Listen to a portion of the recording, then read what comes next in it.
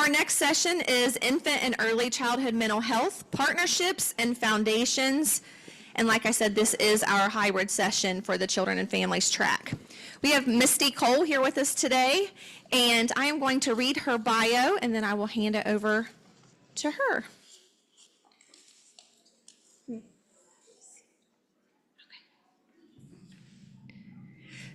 So Misty Cole serves as the Infant and Early Childhood Mental Health Administrator at the Ohio Department of Children and Youth.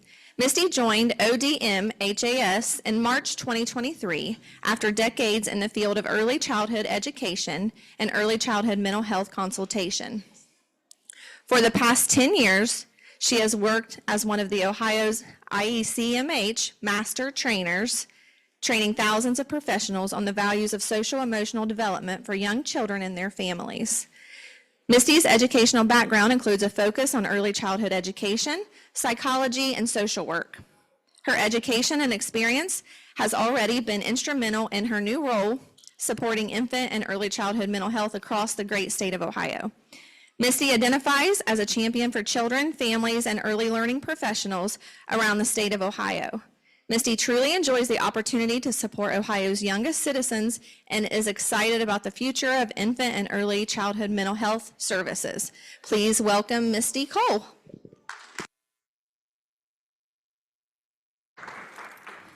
Thank you. I didn't realize that with this hybrid session, there's a lot more technology going on. So last session of the day, hybrid session, technology issues. I feel like I drew the short straw, okay? And left a presentation earlier that I did at another hotel and had to use my GPS for 2 blocks in Columbus. So be gentle with me today. I would really, really appreciate it. And my first session was what was keeping them from the end of the day. And my second session today is keeping you all from the end of the day. So hang in there, I'll make it as painless as possible. I appreciate each of you. As Erica said, I'm Misty Cole, and I'm the Program Manager for Infant and Early Childhood Mental Health at the Department of Children and Youth. And so we have been involved in this partnership with EI for several years now, and I'm here today to talk a little bit about it, to share some success stories with you, to answer any questions that you might have. And then you get to drive home to wherever it is that you're going home. So our goals for today's conversation is to identify 3 ways that infant and early childhood mental health can benefit children and families. We also want to look at ways to access the services, and then identifying ways that we can help benefit EI providers as well. And I love to talk about infant and early childhood mental health. One of my favorite things in the whole world. You can get me going and I'll never stop. My family wishes I would. But infant and early childhood mental health, there's a common misconception, right? Because when we think about infant and early childhood mental health, we think about mental health. And one of my colleagues, Kim Kale, you might know if you do a lot of trauma trainings, he always says, what is it, like putting a baby on a couch? That's what people said to him at one time, right? So he brings that up in those conversations. And so I like to talk about it in a way that it's not about fixing kids, right? It's not about fixing anything. It's not therapy. And there's a common misconception that it's therapy as well. It's more of a preventative service to help equip the adults in the lives of children. And what we know as infant and early childhood mental health specialists is that we're temporary, right? I'm gonna have some limited contact with children and families, and they're going to age out or move on or move, from county to county or whatever it might be that separates our service.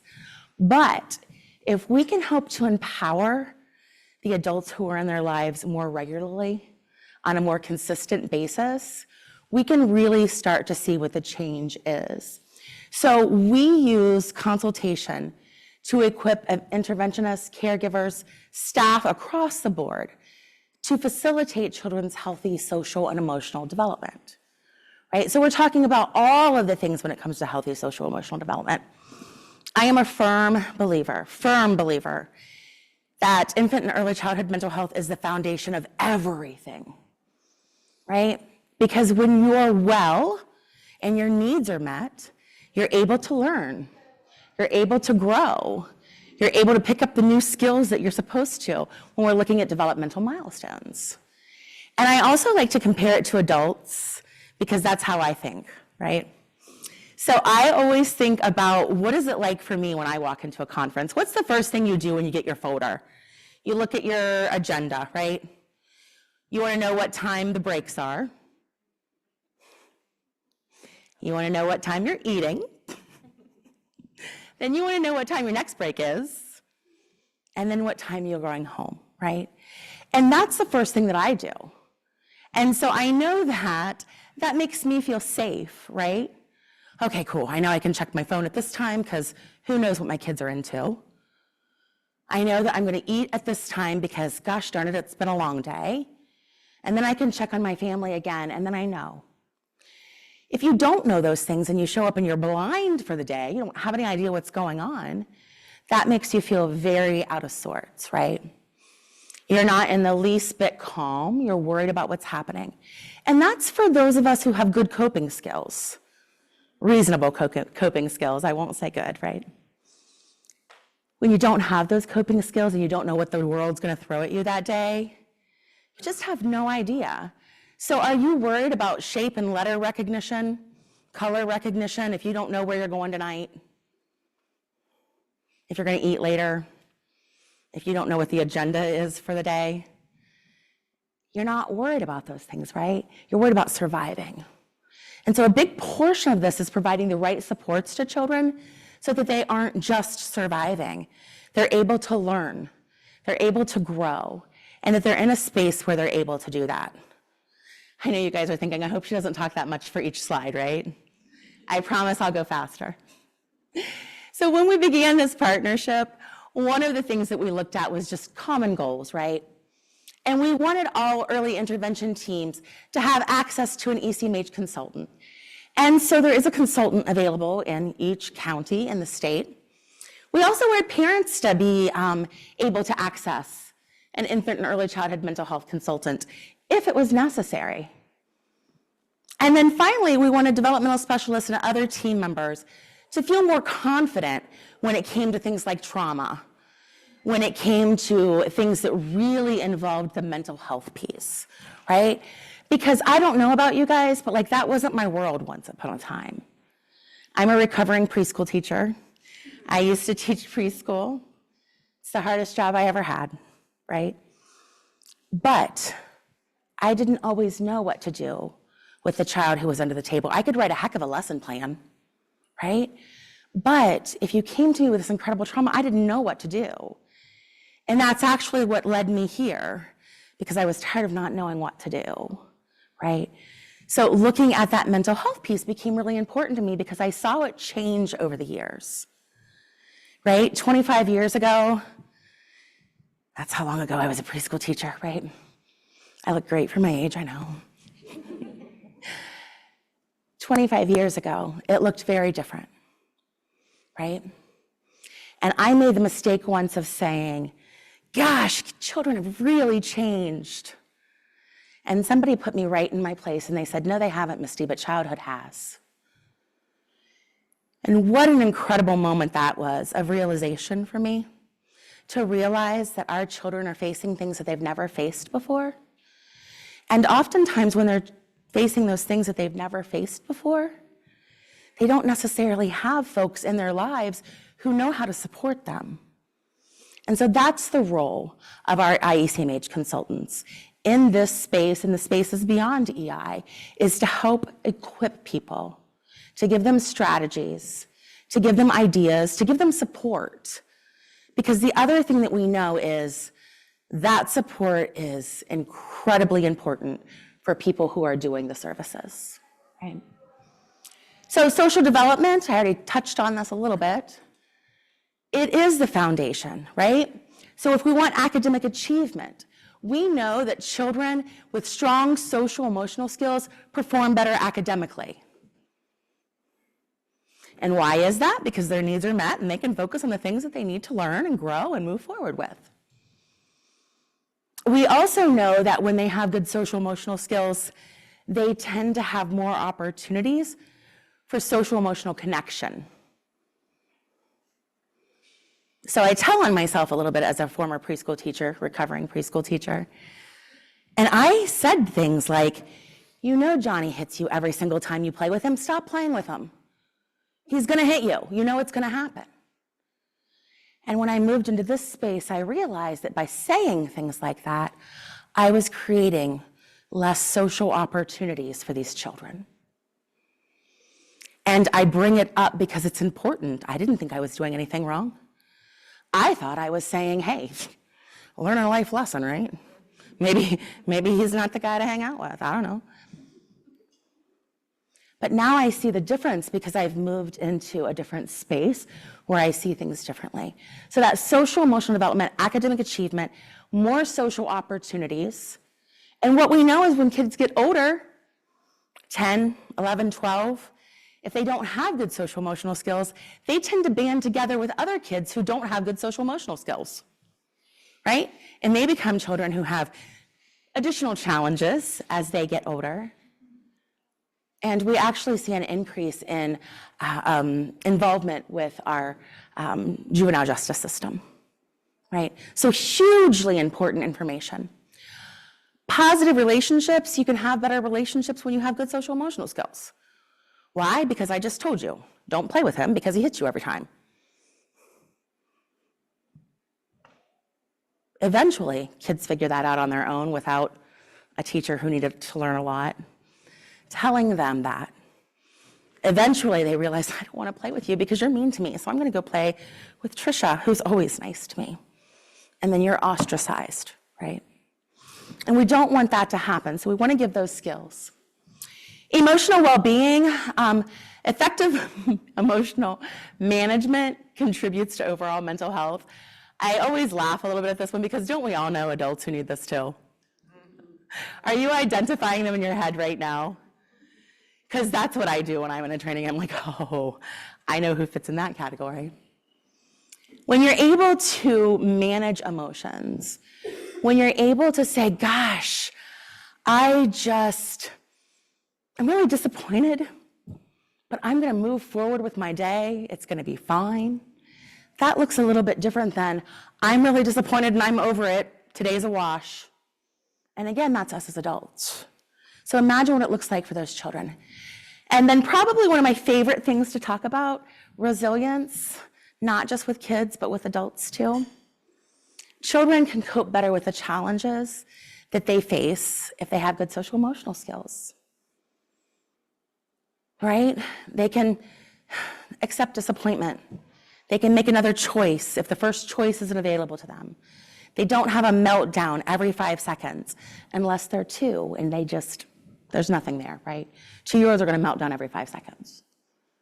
Not necessarily part of it. But also looking at that resilience piece for adults, because I'll keep mentioning this to you guys. It is important that we are well too, right? You've all heard that it takes a village to raise a child.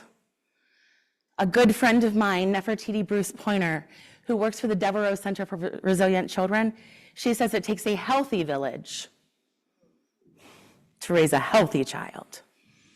Because your villagers can be in there, right? They might be messing stuff up. And you don't necessarily want those people in there. When she said that the first time, I got goosebumps. I was like, isn't that the truth, right? We can't help other people if we're not taking care of ourselves. Now, I've also noticed over the years, I see people roll their eyes when I start talking about adult resilience and self-care, because it's one more thing you have to check off your to-do list, isn't it? Think about the value and fit it in where you can, right? Fit it in where you can, because you have to be well to help other people be well. So there are also benefits directly for the families in looking at the IECMH work. There are stronger relationships between the children and those who care for them. And that's huge when it comes to those foundational pieces, right? That is enormous. Those relationships need to be there and they need to be strong. And this is where some of our space comes in. I often say to new moms, you're doing a really great job for baby. And what are you doing for you?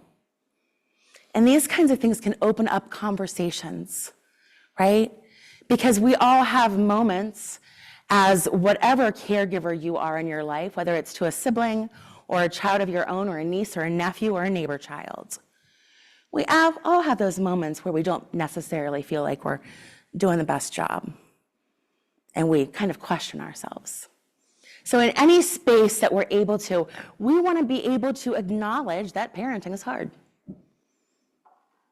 And we also want to be able to acknowledge that if it's feeling too hard, we can get you some support, right?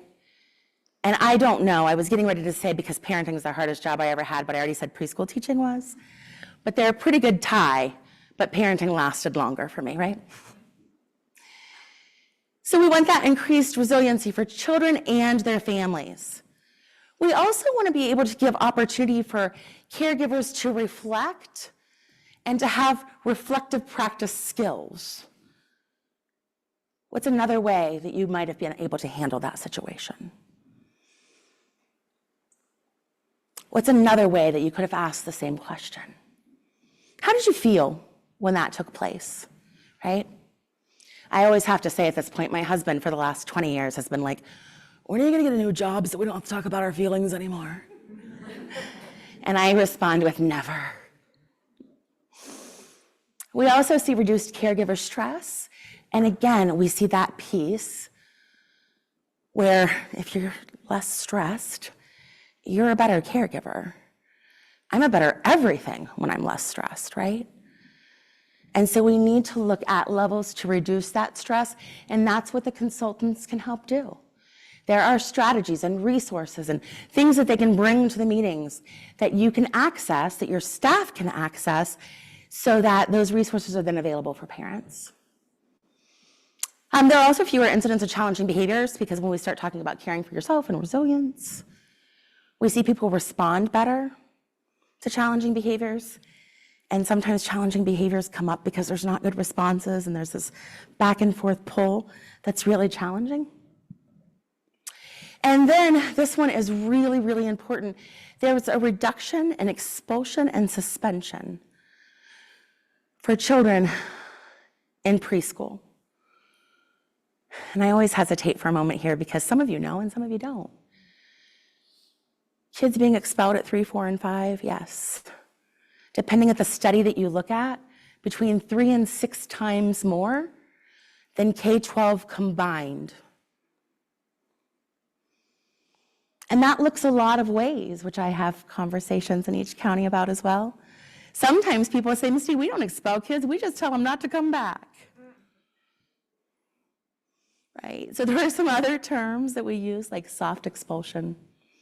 Or maybe it's, hey, we didn't expel them, we just told them they could only come on Tuesdays from 9 to 11. And you're all nodding your head, so I assume you see it.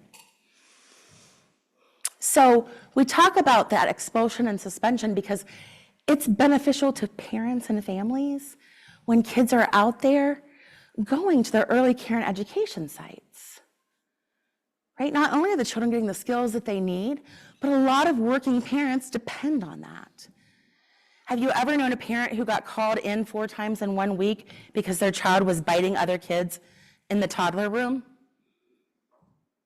Some of you are nodding, right? That puts a stressor on the job that you have when you say to your employer, excuse me, Elliot bit again today, I'm gonna have to go pick him up. So our role there is to offer supports to that educator and to talk about things like, hey, 2-year-olds bite. They're really feral, right? As the grandmother of a 2-year-old right now, who went from telling me mo, because he couldn't say no, to actually saying no this week, and it broke my heart. I just wanted to keep hearing mo for the rest of my life. We have those conversations to help people understand what's appropriate. We have those conversations to help people understand that there are ways that we can respond that make a difference, right? Have you ever seen the child that says a curse word in public and the parents freak out? Just guaranteed they're gonna say it every single time you go out for the next 98 years. right? You have to work through those pieces. And our consultants will say, I wonder if the reaction is what he's getting now. And that's why he keeps saying this word over and over and over, right? And as an infant and early childhood mental health specialist, my oldest son, who is now 26 and expecting his second child, used to grab people's pant leg and say, my daddy says blank, but I'm not allowed to. My poor mother did not appreciate it much at all.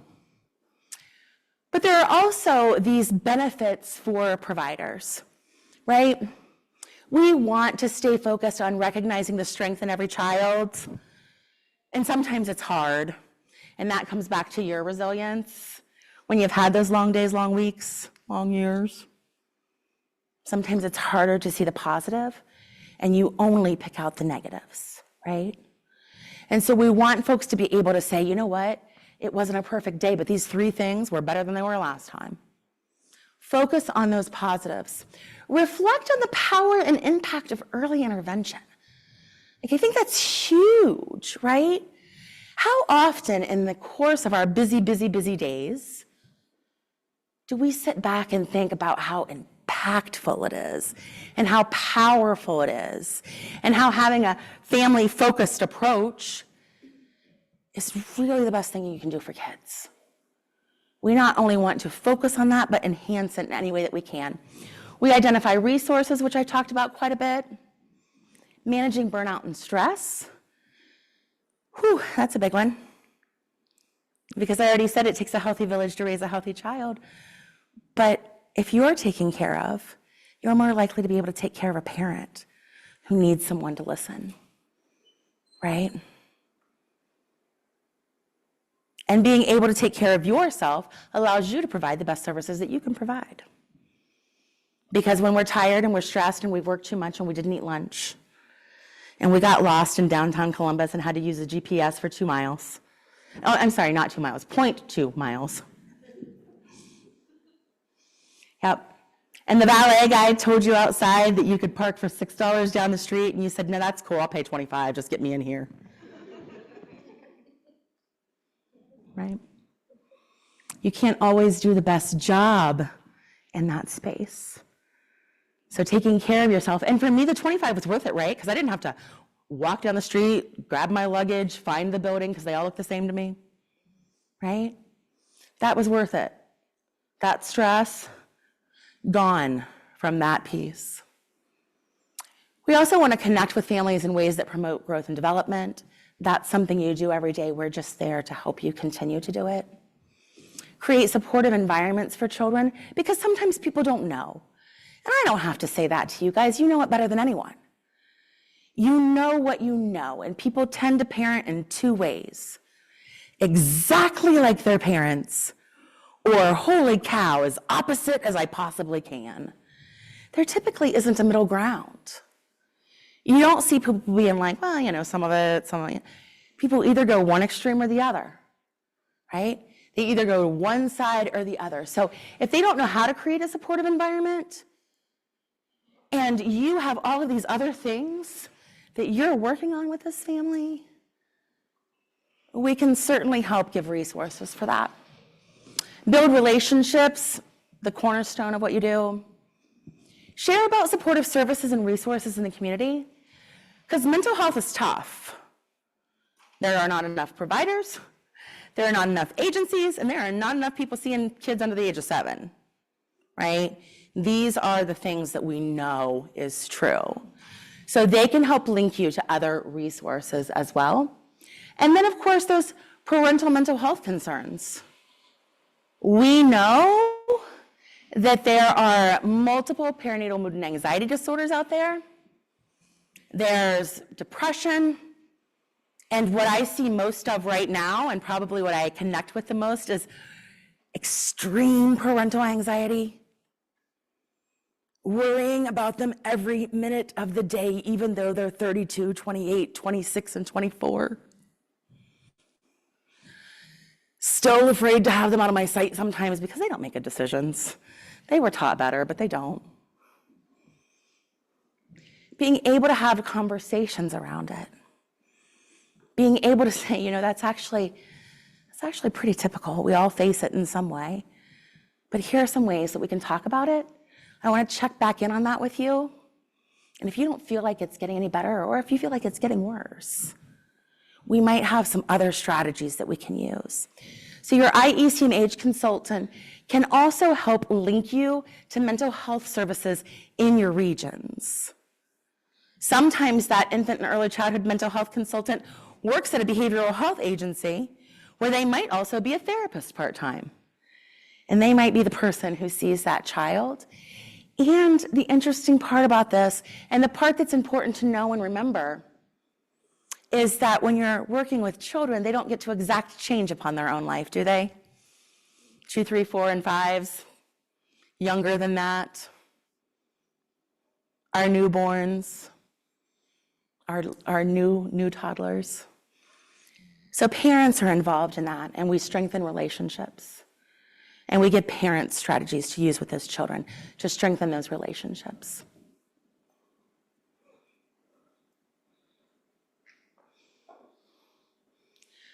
Time.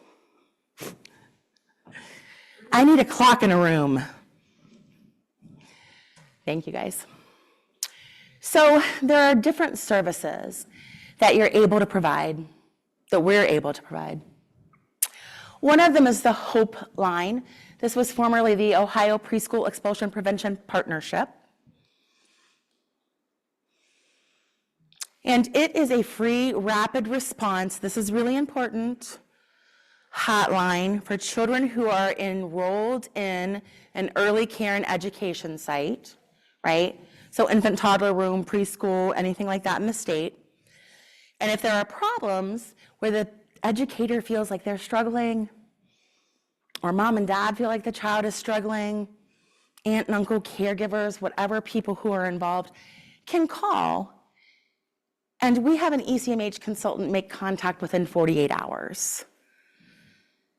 And this is really kind of that suspension and expulsion part. And we changed the name. And the reason that we changed the name was because Ohio Preschool Expulsion Prevention Partnership was a big mouthful. And also, sometimes people didn't call because they said, we don't expel kids, right? We wanted this to be not a hotline, but a warm line. Don't call us when you've got Johnny's 1.5 feet out the door and he's hanging on by his big toe, right? Let's get in there before we're in that place. Hey, it's September and you're just getting a new round of kids and you see that you might have some challenges. We want to come in and wrap that child in supports immediately. So if you happen to have families that you work with where they're saying to you, oh my gosh, this preschool's calling me every day to go pick up Mary because she bites everybody. This would be a resource that folks would be able to give out and say, hey, you know, here's a resource. I don't know if you know that it's there, but it's free. And it's there for you to get the help that you need and the support that you need and the support that he or she needs, right? Those are really, really big pieces.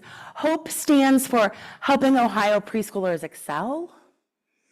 We wanted it to be a little bit more positive than punitive. We didn't necessarily want to use the word expel and suspension. And we hope that, and what we've seen thus far, we just rebranded in January, is that there has been an increase in calls. So this is an excellent resource for anyone who is having to leave a job or, oh my gosh, you know, maybe it's a program where the child was removed from the bus for a week and now mom or dad can't drive the kid to and from and get to work, and now we're pulling in grandma or our neighbor so that we can get this kid right in care. We don't want to be there, right? So this is an important resource to know about.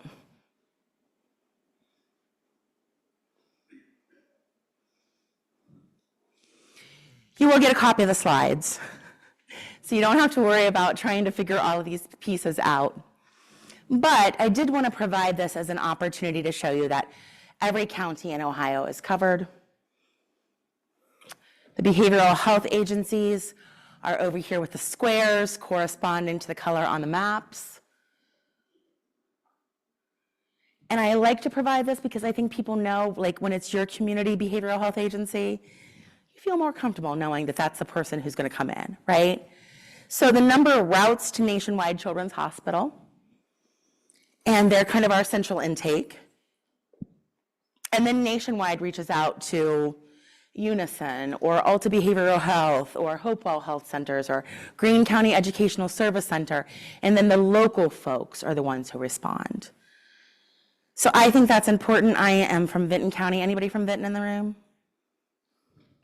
There never is. Anybody from Southeastern Ohio in the room? We know we want our people in. It's really hard sometimes. I'm not saying that's only an Appalachian thing. I'm sure it's that way in every community. It's just where I identify.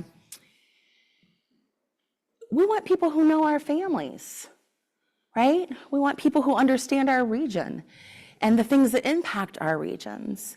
And so I think it's really important to let people know if you use this service or you give it to them and say, hey, use this service, it will be your local people who will be responding. It's not going to be somebody from Nationwide Children's Hospital. They just do the coordination of the services.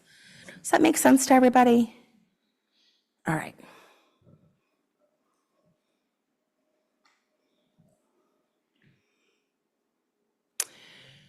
So,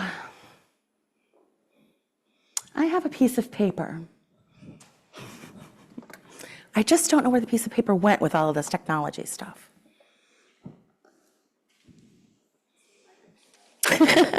Erica's checking her stuff. Erica took it. My fault, sorry. Be it known that I did not lose it. All right, I'm also at the age where the hot flash is kicking in, and I have to get my glasses on so I can read it to you. Thank you all for your grace. So I looked at data reports, right, because we do data collection with the information that we get. And I wanted to hear from folks about what it was that they feel is successful. So I have just a couple of stories from consultants that are recent that I wanted to share with you guys to see if it resounds with you, if it resonates in some way, or if it makes you think about things in a different way. So there are a couple, and I don't typically read during presentations, so I apologize now. But we've already talked about the hot flashes and the glasses. You know I can't remember what's on here.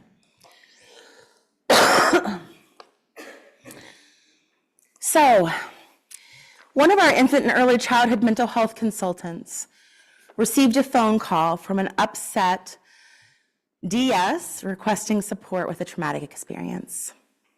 The DS told the consultant that she called because she felt comfortable sharing and kind of processing her personal feelings with the consultant. The DS shared a tragedy involving a toddler she recently started working with who had been severely injured by a family pet. The DS shared her own feelings of horror and sorrow for the child and their parents, and the parents were feeling a lot of guilt around the situation. So the DS requested ways to help support the family in dealing with the trauma. She also reported that she had some negative feelings because the family decided to keep the pet. So she was feeling some kind of way about it, a lot of feelings going on, right? And she wanted to build that trusting relationship because she was still kind of new working with the family. So she wasn't sure how to broach the topic of the child's safety with the parents, and she didn't want to appear judgmental. So the consultant stated, I suggested that the DS bring up the concerns by staying curious and asking if the child is safe and if there are any measures that are put in place to prevent something like this from happening again. I explained to the DS that the questions would help the parents reflect and process and make good decisions without being judgmental. The DS shared her gratitude to have the supportive conversation in dealing with a traumatic event that would help her more effectively work with the family. The consultant was able to provide her with trauma-informed strategies while helping the DS process a situation that was personally stressful for her as a provider. So again, that part of the work where you're out there putting yourself into these situations And sometimes we see the hardest part of humanity, don't we? And I know it has made me lose faith sometimes in humanity itself. On my days where I'm not feeling the most resilient, on my days where I'm like, I cannot go out to this house and see the same thing again, right? This is a way to help process those things, to run it by somebody with a trauma-informed lens, to hear them say, I would probably have the same feelings that you did, right? I would probably have the same feelings, and it's okay. And we're gonna talk through the different ways that we might be able to move forward so that we don't damage that relationship with the family and we remain supportive. And the interesting part about that is those are the things that make us good at our jobs, right? Caring a lot, having our big feelings around all of those things, those are what makes us good at the job. So we don't want them to go away. We want to be able to process and move forward. I had a meeting with a service provider from a county today, and I shared the results of the PEARLS, the Pediatric Adverse Childhood Experience and Related Life Screening Tool. Come on. And the DECA, the Devereaux Early Childhood Assessment, that she had completed with a foster mother. We also reviewed the foster mother's DARS, Devereaux Adult Resilience Survey, and discussed the ways that the results could provide the foster mom with confidence and reassurance in her ability to care for the child and his needs. The service provider and I discussed ways trauma can affect infants and toddlers and ways the family can continue to buffer the effects of toxic stress and foster resiliency instead. I provided the service coordinator with resources to support the family. And at the end of the conversation, she shared with me that the child recently met his feeding goal. And her goal was to help support foster mom in writing a goal to continue to strengthen protective factors and prevent the effects of toxic stress. That's probably my favorite one that I'm going to share today, because that trauma, man, it's out there, isn't it? It is rough. It is hard. And we've got these little ones that have dealt with the trauma, and then sometimes we're dealing with our own trauma while helping them deal with the trauma. And just being able to talk it through, just being able to say, absolutely, let's look at the ways that we can work together to help this child and this foster parent, which is a vulnerable position anyway, right? You know that. Ways that we can support them so that they can work together to best meet the needs. That's what we're looking for, right? And then one final story. I was asked to help support a child who recently moved into the county and was referred to EI. This child was recently placed into foster care. He was exhibiting significant symptoms of trauma. When asked about her relationship with the child, the foster mom said, I feel like his emotional punching bag. The child was also having a very hard time when being dropped off at a weekly supervised visitation with the biological family. I, as the consultant, was able to provide some psychoeducation about the effects of trauma, the importance of consistency and routine, some hello and goodbye rituals, as well as intentional strategies for building attachment. The DS was a part of this process. Excuse me. After the meeting, the DS said that she loved being able to sit in meetings with me because she felt like she learned so much. This was a brand new foster family who reports they had had little support knowing how to manage this behavior. So I was able to connect that family with more intensive mental health services. It was a beautiful collaboration that benefited not only the child, but the foster family, who will likely use this information on the rest of their fostering journey, right? So those are the types of things. You hear a lot about trauma in there, right? That tends to be a lot of the stuff that we're dealing with. And that has a lot of overlaps into a lot of other areas, right?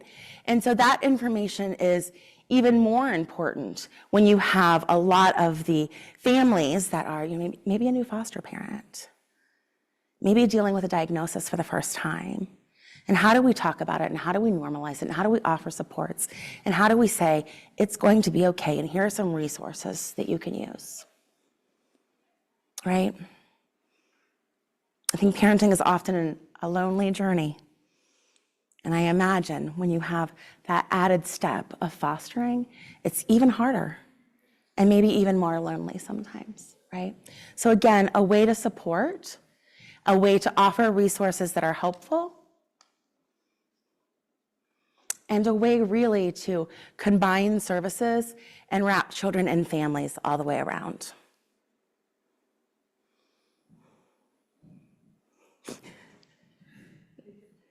Okay, I get talking a lot, you guys have noticed, right? And then I'm like, am I over? And they're like, please stop. So I just want to make sure we're not in that space right now. One of the other things that I find most valuable personally, and as a former educator, and as a former, not home visitor, but I did home visiting for Head Start programs. This is one of the things that I find the most helpful, and again, you'll get these slides, but I want you to know that this is there.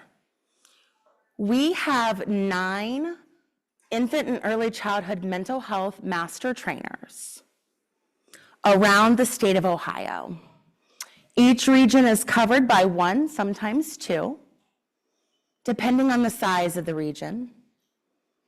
And they give free social emotional development trainings, trauma trainings, what's typical development, supporting adults, building your own resiliency, and perinatal mood and anxiety disorders. Right? Maybe you've heard of postpartum depression, but you don't know about postpartum psychoses, right? And maybe you don't really want to know a lot about it, but it's good to have some information for when you're working with families who may be having some of these stressors. These folks are free. Their trainings are free. They're regional, and if you contact them and you say, hey, my organization recently has had an uptake in the number of families that we have been seeing with postpartum depression. Would you be able to come and train the organization? They will come to you and they will train your organization. Or if you've moved into the new world of that's not a thing anymore, they will also do a virtual training for you on demand. They are spectacular. They have been trained in national models by Georgetown, Yale. There's an intensive process they have to go through to be trained, and then to be able to give some of those national model trainings. They also do content development.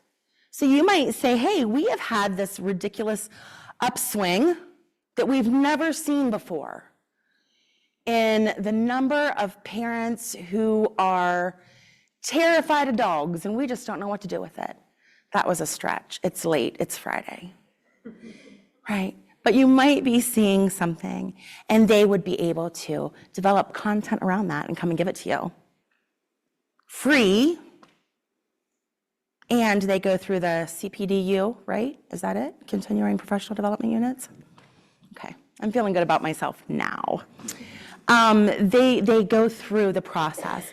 And if it's not already approved for CPDUs, then they will take it through the process if that's what's helpful for your agency. Parents can attend, right? There's all kinds of different pieces. They also have access to things like positive parenting programs. So again, if that's something that would be helpful, and their contact information is there, they are not only phenomenal trainers, but really good people. And if you let them know what you need, they will take incredible care of you. And tell them I said so. I trained with many of them for about 10 years, so inside jokes there. So I also want you to know that these resources are out there. So you'll get, again, the copy of the PowerPoints. But there's some information about ECMH and EI. And then if you go to OKRA, are you guys familiar with OKRA? So if you go to OKRA and you go to early childhood mental health, there is a, I see so many expressions right now. Yeah, you are. It's the benefit of being a trainer, seeing like 60 faces at once go. They have our training calendar, which is quarterly, up under the early childhood mental health tab. So that will give you trainings that you might just need some continuing education, right? And you can just register for one of the ones that are already happening, and most of these are happening online right now. We also have some that are on demand, so they're saved on Okra, and you can go see those. Some of them are trauma and toxic stress and things like that. But really important. So the information for those things are above my contact, which is blank at the bottom, because technology issues, and I hit the button and I couldn't fix it, okay? You'll get it before you, when you get the PowerPoints. All right, guys, time check. Are we good? That's where I was headed next. We've got 10 minutes for questions, comments, concerns. Erica, whatever we need. Any questions?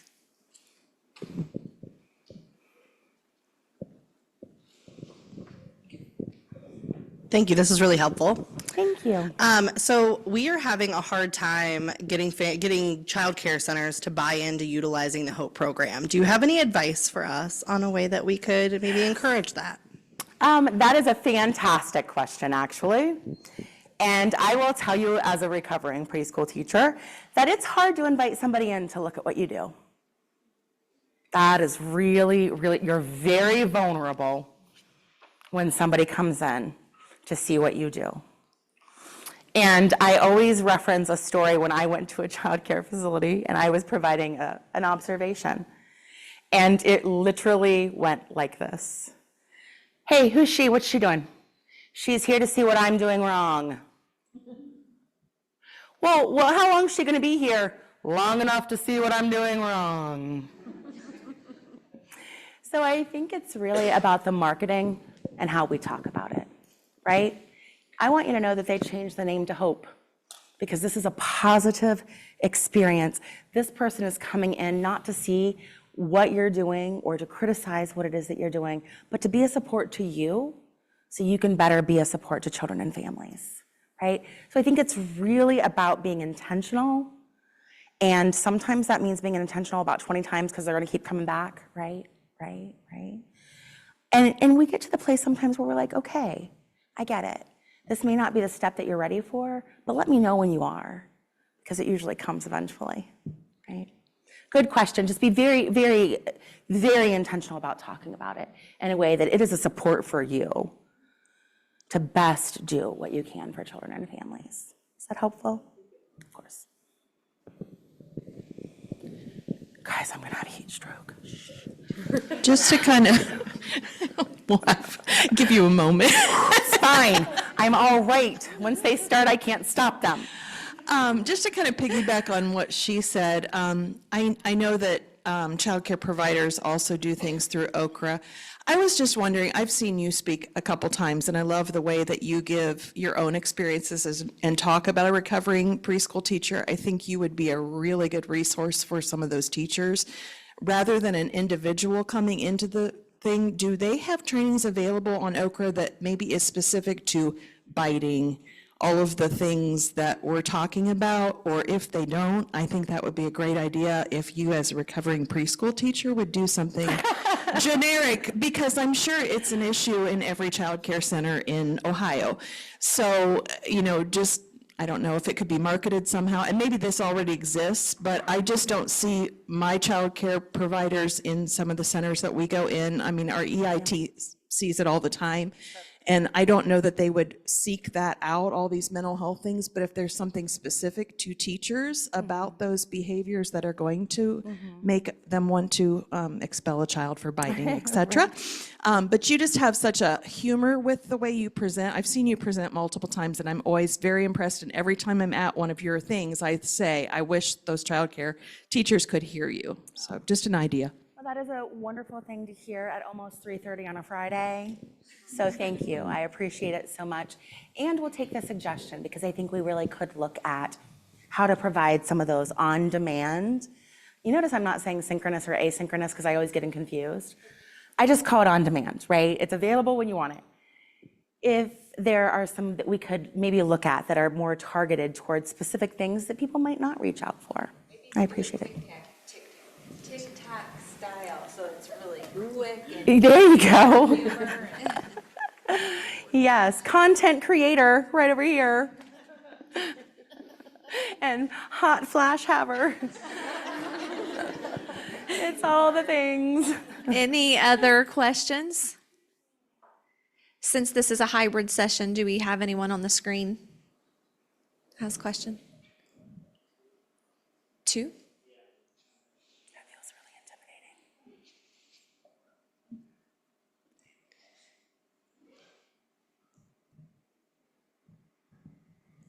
Will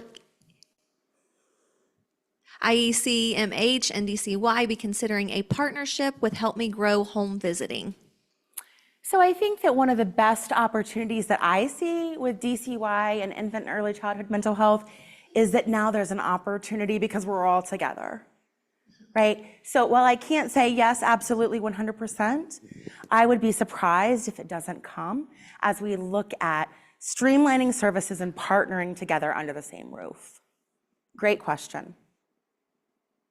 The next one is, are those free trainings available to Help Me Grow Home visitors and supervisors or only EI? They're available to anyone. Families, community members. I used to train my local health department. They would say, we need trauma training. We go into houses and people are freaked out by us, right? Available to anyone. Anyone can come. Well, that was kind of my question, was on the master trainer list where you said they could come out and train staff. If we had a parent group, like a parent support group in our county, Absolutely. they would come and we could. Absolutely. And they would help you walk through what trainings might be helpful, listen to you talk about it, and be able to provide some of those things for your families. Any other questions? Great questions. Really One good. more? Really good questions. Especially with it being this late in the day. Usually people threaten each other not to ask any, right? What is the age range for this assistance? I have children over the age of 6 that need these services. Yes, and unfortunately that's where we end. So that age up to age 6 is typically where we end. And that's real, it's really more 5, but sometimes, you know, you get those 6-year-olds who have special circumstances. I would encourage folks that need those additional services to maybe reach out to those behavioral health organizations in their communities and see what's available there. But to always, always, always look for those resources that are available in your communities for children of that age group. Thank you. Any others? Okay. Thank you, Misty. That was a wonderful session. Thank you, Erica. Anything else for today's session? Well, thank you all for joining us today. Let's give Misty a round of applause. Thank you, guys. I appreciate you so much. And that wraps up our Children and Families track for today and our OACB Spring Conference. Safe travels home, everyone. Thank you.